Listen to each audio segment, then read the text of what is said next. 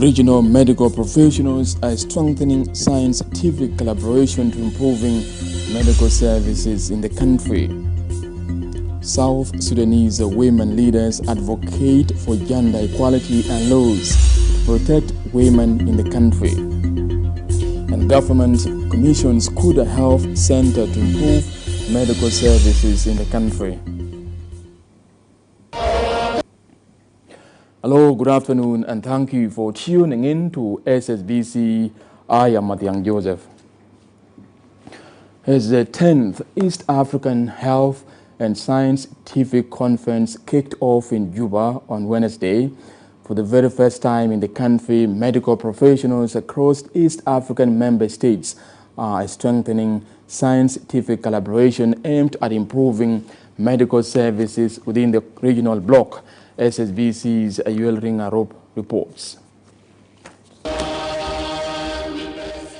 The 3 days regional event has formally kicked off in capital Juba, bringing together participants from the East African member states. The conference focuses on the strengthening scientific collaboration and fostering knowledge exchange to improve health outcomes in the region.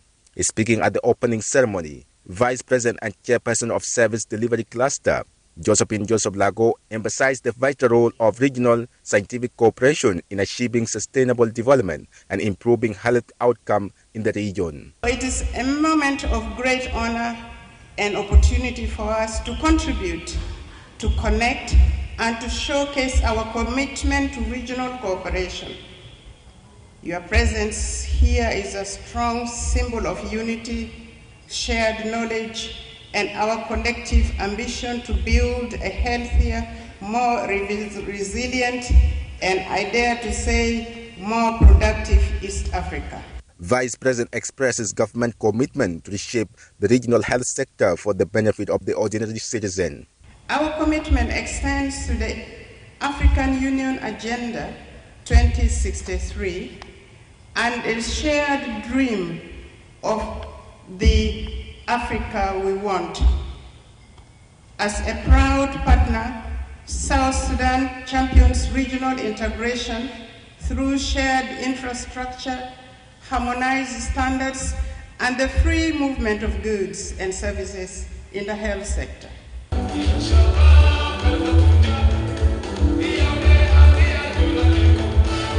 The National Minister of Health, Sarah Kletorial, has underscored the numerous challenges ravaging the region. She emphasized the need to prioritize investment in public health infrastructure, disease surveillance, and capacity building. Our region has suffered from and is experiencing pressing health issues such as infectious diseases, including viral hemorrhagic fevers like Rift Valley fever, maternal and child health, non-communicable diseases, and the impact of climate change on health.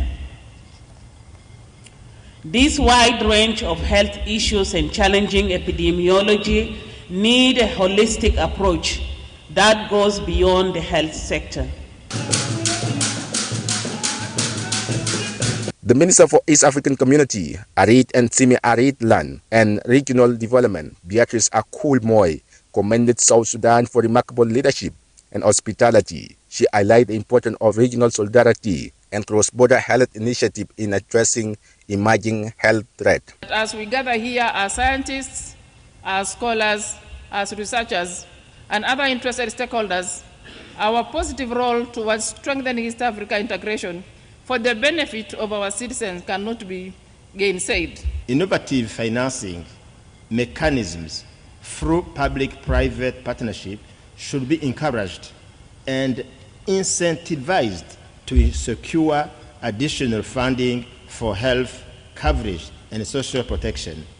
On behalf of the government, I would like to thank the East African community for selecting South Sudan to have this 10th East African Health Conference. The scientific research and improve access to quality health service across the East African region.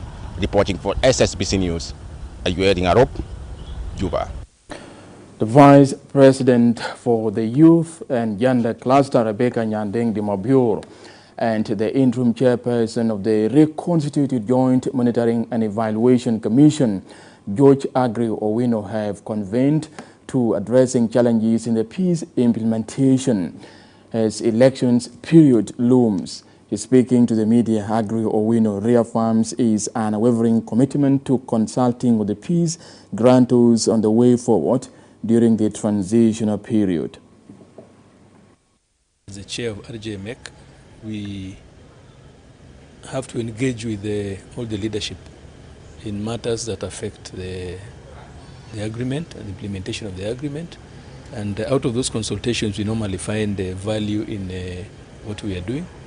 At the same time, we also use that opportunity to give our perspective on what we think the agreement is going, where we think something else needs to be done or done in a better way. We normally.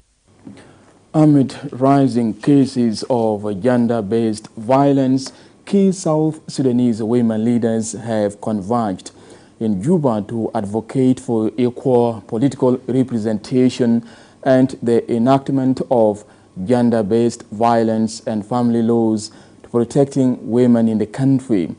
Here is a report. In a renewed push for gender, social, political and economic inclusion, South Sudanese women leaders have united under one umbrella conference supported by the Office of the First Lady, Mary Ayan Mayadit, to discuss challenges impeding their progress and to generate practical solutions. Participants are focusing on developing long-term action plans to promote protection of women from harm and increase access to employment and educational opportunities. Speaking at the opening of the conference, the Speaker of the Parliament, Jema Nunukumba, stated that the enactment of the gender-based violence and family law will address issues such as unemployment and educational discrimination against women, before suggesting that gender equality provision must be included in the ongoing national constitutional making process. We all want all the laws that are sensitive to gender issues, such as the Gender Equality Act, including anti-gender-based violence laws, to be enacted and passed to protect the women, including family laws. These laws are still at the initial stages, and we in Parliament are waiting, and we are urging the Minister of Gender, the Minister of, and of course the Cabinet to pass these laws to us in Parliament so that we can enact them. For his part, Kwal Munyang Juk, Senior Presidential Advisor, acknowledged the critical role women play in society, especially in raising and protecting the younger generation, that must not go unappreciated. During the War of Liberation, women were the bedrock on which we built our resolve to continue fighting, assured that the rear guard was in good hands. Women raised our families while we were in the trenches and in the front line. The African Union envoy to South Sudan, Jerome Biswaro, encouraged women participation in preparation for the forthcoming national elections. That you can show the way. As you may live here after so many hours and take it to the grassroots. At this the crucial point of the implementation of RACS 2018 will make significant impact. The Deputy Special Representative of the United Nations Mission in South Sudan, Anita Kiki, commended the government for implementing affirmative action for women, stressing that it should also reach the grassroots levels. Women continue to be underrepresented in political leadership, security institutions, and peace mechanisms. We must move from commitments to concrete action. Colleagues, there is some good news. In the first half of 2025, women hold 2 out of the 5 vice presidential position roles. Ambassador George Aggrey Owino, interim chairperson of the RJMEC, acknowledged the significant role played by women in implementation of the 2018 peace agreement. In doing so, let us demand that women's voices are heard and heeded in every decision, in dialogue and implementation of the revitalized agreement. The urgency of women's leadership is essential in building trust, advancing reconciliation, and ensuring that the peace that South Sudan seeks is genuine and lasting. Representing the First Lady, Mary Nyaulang, chairperson of the Board of Directors for Concern for Women, called on the leaders and political actors to ensure the meaningful inclusion of women in decision-making process, not just appointments. Peace is not signed only in agreements. It is built daily in homes, communities, and institutions. Women bring the strength of reconciliation, the power of empathy, and the determination to heal. The conference is expected to strengthen the role of women leaders in supporting peaceful conclusion to the transitional period. Participants emphasized that affirmative action for women should not be seen as a favor, but as a fundamental right for all the South Sudanese women. Reporting for SSBC, I am August Keun, Juba. The country's judiciary embarks on judicial reforms by launching its 2025-2029 strategic plan aimed at strengthening an independent judiciary that delivers justice for the South Sudanese people. SSBC's John Tabanwani reports. Political interference, delay in administrating justice, and lack of access to justice in rural areas remains serious challenges to effective and efficient performance of the judiciary. The administration of judiciary has, however, launched the strategic plan 2025-2029 to strengthen the independence of the judiciary and introduce comprehensive reforms of the system to provide efficient and accountable and timely justice to all people in South Sudan. The Chief Justice of Judiciary of South Sudan, Dr. Benjamin Bakdeng, asked the judges to play a leading role in undertaking reform of the judicial system in the country. What we have today will enable us to prioritize making the legal system more accessible to all citizens, regardless of their socio-economic backgrounds, location, or gender. This includes increasing availability of courts through enhancing judiciary infrastructure. You will find it in Goal 6 of the strategic plan. The Minister of Justice and Constitutional Affairs, Dr. Wekmamer, says the strategic plan has a big role in building credible justice. The strategic plan we are launching today is more than a document. It is a roadmap towards building a judicial system that is accessible, credible, professional, and aligned with our constitutional mandate and national values of our society. Central Equatoria State Governor Representative and State Legal Advisor Nafatali Hassan says judicial system guides good governance, democracy, and the rule of law. The principle of an effectual and operational judiciary are made sacrosanct to an effective system of justice. This occupies a central role in the administration of justice that through this plan you are seeking to achieve. Therefore, it demands that the members of judiciary respect and honor their functions as a public trust, and so the government, since it is created as a means of protecting and promoting public interest. Independence of the judiciary and access to justice are considered pillars of national unity. John Tabanwani, SSBC, Juba. Moving on, Wildlife Conservation and Tourism authorities say they are strongly strategizing and toughening policies against illegal actions targeting wildlife species in the country. This comes at the commemoration of the first anniversary of the Great Nile Migration amid numerous challenges in wildlife sector in the country. SSBC's Martin Justin reports. 25th June 2025 marks the first anniversary since President Kiir inaugurates the census result of the seasonal mammal migration, which is known as Great Nile Migration, which project targets Buma and Badingilo National Parks in addition to Jungle Landscape. Wildlife Minister Reza Zakaria Hassan says the ministry is moving steadily to the forefront of the national economy. After 1 year, me as a minister, I have the honor of declaring to the public that our migratory species are quite healthy, and we are still pursuing that same reflections of last year.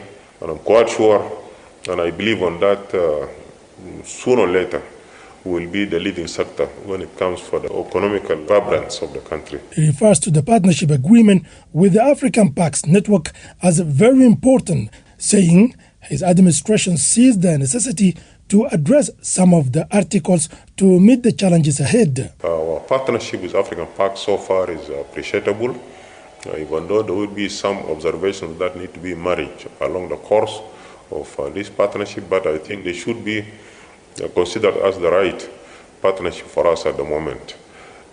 Challenges would be many when it comes for the future perspectives of the migratory species. Challenges would be in terms of the massive arms in the hands of the population, especially in the hot spots. The Director General of the Wildlife Conservation Forces, General Hamis Dieng Ding, says technical, logistical and poaching challenges signal the imperative to empower the wildlife forces. The priority of the Ministry of Wildlife Conservation and Tourism is protection, actually. Because the challenge that we are facing is the poaching, which is not the priority of the African parks. So we are ironing our differences from time to time. The Minister of Wildlife Conservation and Tourism impresses upon the national security agencies and other parties to work jointly in protecting humans and the environment. I would like to express my humble request to my colleagues of the different institutions. Our humble request for them that let us collaborate, joining our hands, so that we encounter and combat this random poaching that is happening now. Because once we stabilize the migratory environment, I'm quite sure South Sudan will be enjoying the dividends of having those resources. Joint security protection will lend way to the President's announcement of the result of the General Survey of Seasonal Wildlife Migration, placing South Sudan at the forefront of the countries with 6 million wild animals. Despite the challenges facing wildlife in South Sudan, the Ministry of Wildlife Conservation and Tourism continue urging all parties, including citizens, various security agencies, civil societies, government institutions at various levels, and even diplomatic corps to continue supporting their efforts to protect wildlife and encourage national tourism. Martin Justin Paul Kose, SSBC, Juba.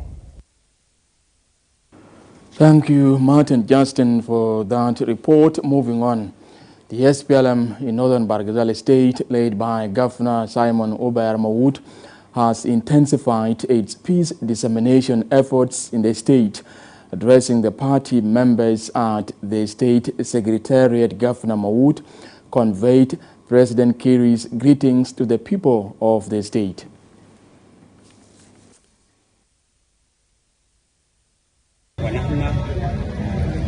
انتظرناه عشان احنا نجي نقوم باحتفالات بتاعت تعيينه كحكم لولاية شمال بحر التي تتم في يوم القادم، ونحن في ايام دي كمان نطلع عشان نعيد النظر في الاستراكشر بتاع الفعل في كل المقاطعات.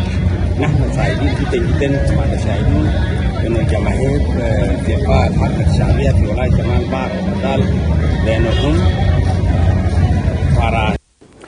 Upon assuming his role at the State Coordination Office in Juba, the Commissioner of Fangak County in Jonglei State, Johnson Kwal Gai, has assured his dedication to working for peace and development for social and economic well-being of the grassroots communities in the state.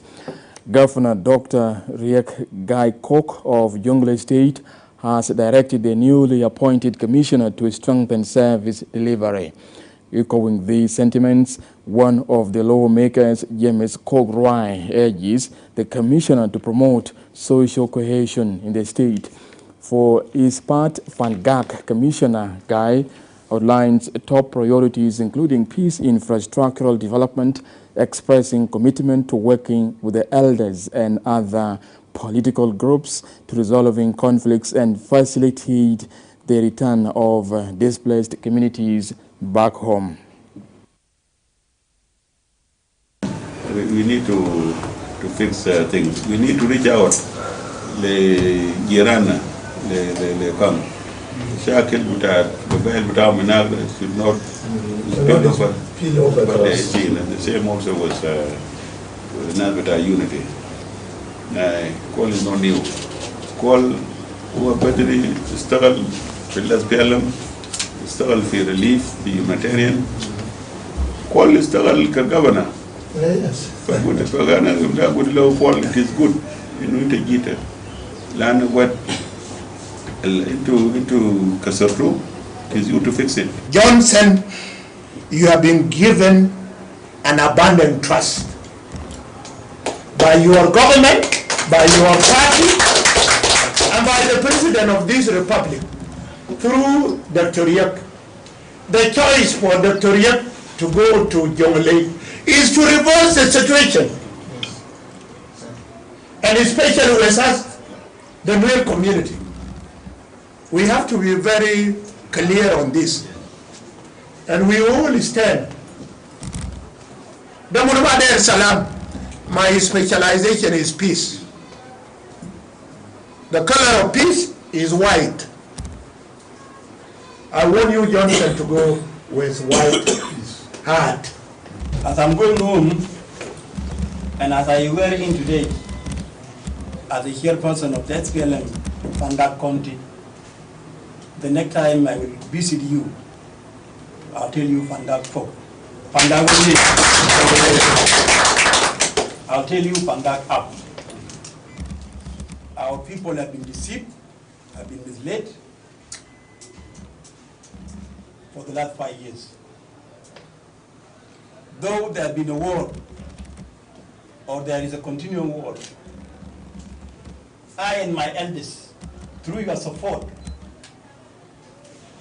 we will be able to bring our people back from where. From that story, we are going for a break. Stay tuned for more stories. We return, we shall look at the food productivity activities in Upper Nile State. Don't go anywhere.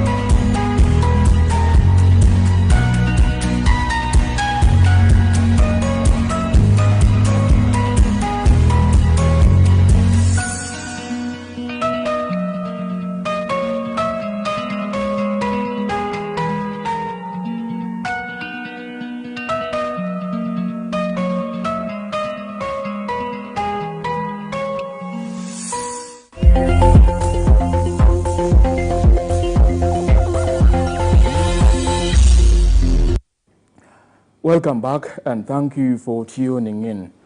Apenal State Deputy Governor Deng Gyo Angok stresses the importance of reactivating farmers' cooperatives to increasing food productivity in the country. Deputy Governor Deng Gyo Angok was addressing the government-led public awareness campaign on advancement of cooperatives sectors. The State Minister of Cooperatives and Rural Development, David Aki, explains the benefits of this program in increasing food sufficiency in the area.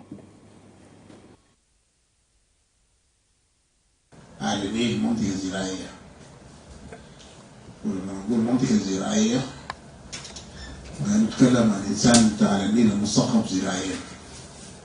التأمين للأمن الغذائي المسؤول عن تعلمين. زائد على ذلك عندنا إنسان مثقف زراعيا ضروري إنه يكون باهتمام العالمين. فنحن بنطالب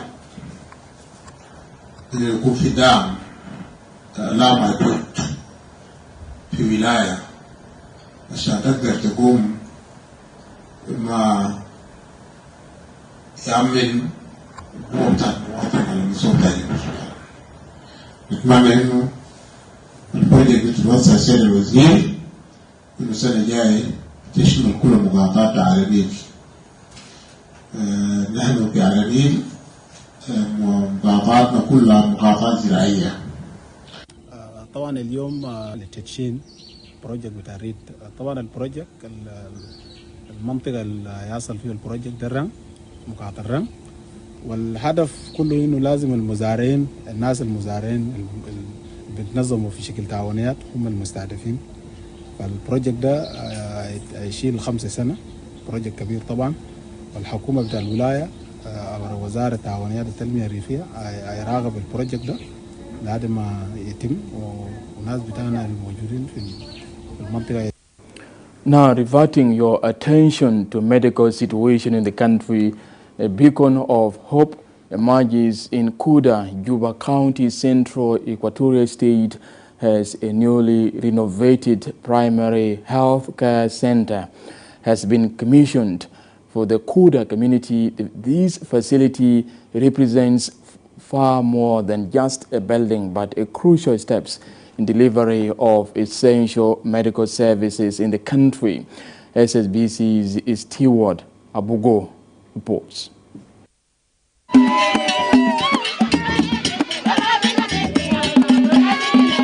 Central Equatorial State government is striving to restore public health services across the state.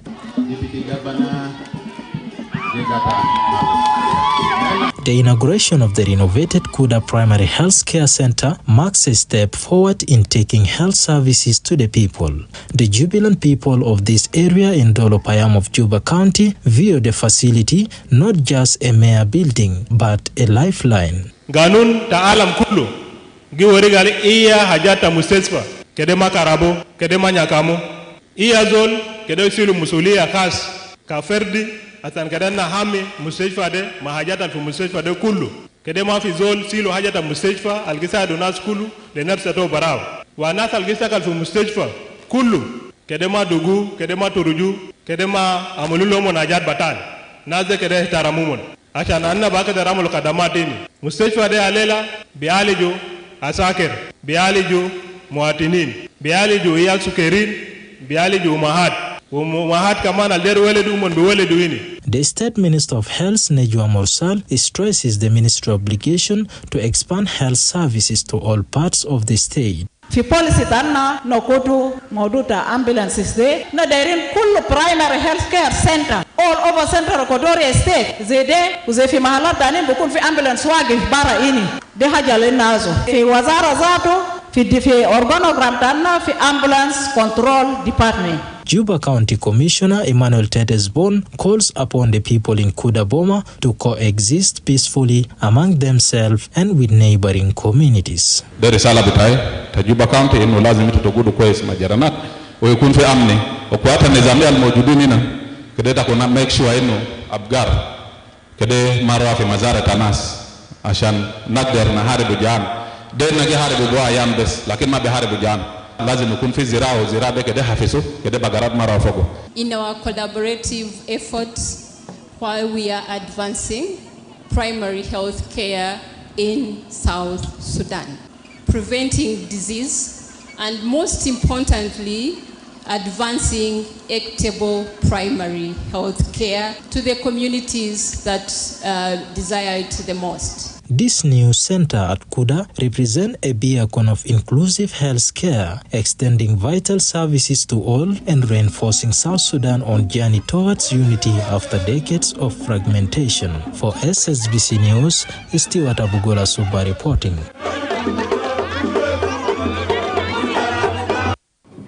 Central Equatorial State legislators are undertaking a budget preparation program organized by the Parliamentary Committee on Finance and Planning in cooperation with the United Nations Development Programme, UNDP. Addressing the opening of the ceremony, Parliament's representative at the program, Ding Lam, Central Equatorial State Legislative Assembly's Speaker Peter Wani Ilia, and the chairperson of the Committee on Finance and Economy, Jacob Ladu, stressed the importance of the program in effective financial management in the country. We are coming here to actually compare notes because we are happy to be with Central Equatoria State Legislative Assembly, who have also been doing their own homework, doing their own budget, so we can only compare notes and see how, if there's anything that you are doing. There are specific books, and one of the most important books is the finance bill. And this is a book that usually outline all kind of tax that are collected in South Sudan. And there are also state tax. And it should not have created any, because the law is also very clear, and if there is ambiguity in the law, it needs to be amended. We will be equipped with the budget formulation, budget process, budget execution. Central Equatorial State has a history of performing budgets, passing budget in the parliament. A very important thing is that the workshop has taken place, it will be taking place from now on, which has been prepared 2 months back. I believe that this important workshop will put some highlights and guidance to these points I mentioned,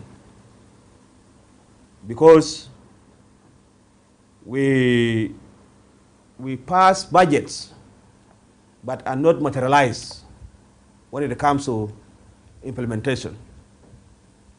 And so it became so difficult. I can even recall when we received our the parliament ceiling for this year, having compared the last year, we only in our budget we implemented only 18% of the 100% budget. So I believe this workshop will guide us and give us a way forward. And with these few remarks, I declare this workshop open. Now, education authorities in Western Bargazal State have begun the issuance of identity cards for more than 1,000 public school teachers to address educational impersonation. The move is considered as a remedy for gap in accessibility of school facilities and unemployment. Representing the State Ministry of Education and Instruction, Juma Solomon Ramadan says the move would boost teachers' morale and enhancing education system in the country. The chairperson of the state's teachers union, Santo Mayuen Majok, confirmed that the identification cards will be issued to more than 1,000 government school teachers in the state.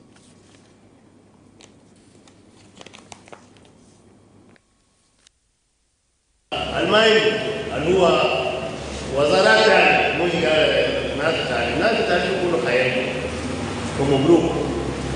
ده خطوة جديد نحن نتخذه وأن نقوم به وحاولنا كمان نجيب وراءه شجعناه علينا قلنا ده واسع به كمان عشان كلام يلا وما هيجي أنا دايما أقول لك في الفترة ده نقول على عهد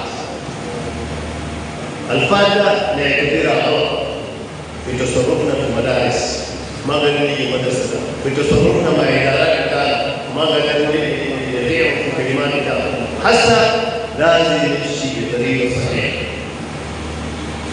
سنة لازم مستوى التعليم يكون one of the teachers active in the field. To me, as chairperson of Teachers Union, I recommend that it's not only that we put in place by you and your board of directors to make sure that this money, which are going to allow people to be taken back, so that we improve the welfare of these teachers who are suffering on the ground. This money can be used for adding on top. Now, congratulations after congratulations, and in a historic moment for the South Sudanese basketball, 18-year-old Kaman Malwach has been selected 10th overall in the 2025 NBA draft, becoming one of the youngest African players ever to be picked in the top 10. The 7'2" center who played his freshman year at Duke University was picked by the Phoenix Suns, who acquired the pick through a prior trade with the Houston Rockets. Malwaji's selection marks a proud moment for South Sudan as he continues to rise from refugee roots to basketball stardom. From training at the NBA Academy Africa to representing South Sudan at the 2023 FIBA World Cup, Malwach has emerged as a symbol of hope and potential. He is a powerful defensive presence, and athleticism made him one of the most sought-after prospects in this year's draft. Kaman Malwach now joins the ranks of elite young players making waves in the NBA and proudly carries the flag of South Sudan with him. With the 10th pick in the 2025 NBA Draft, the Houston Rockets select Kaman Malwach from Rumbek, South Sudan, the NBA Academy Africa in Senegal, and Duke University.